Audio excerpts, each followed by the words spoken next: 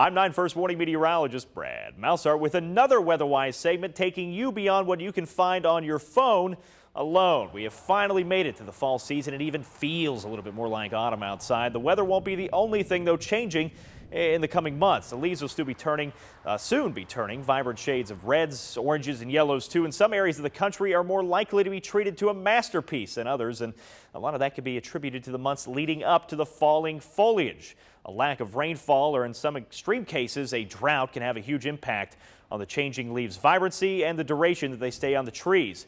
Now, we have seen here in the tri-state slightly below average rainfall throughout the month of September, but don't worry.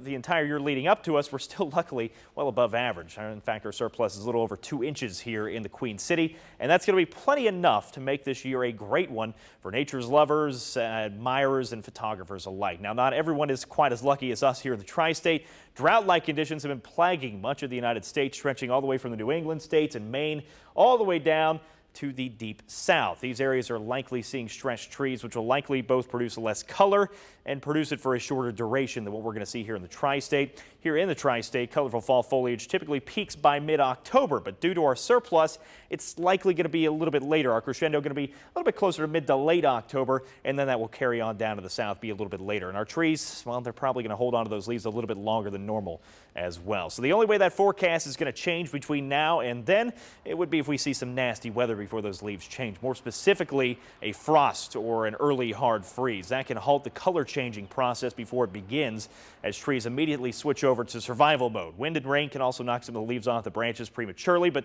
outside of those minimal threats, our current foliage forecast points towards a vivid display in Indiana, Ohio, and Kentucky. I'm 9 First Warning meteorologist Brad Maushart.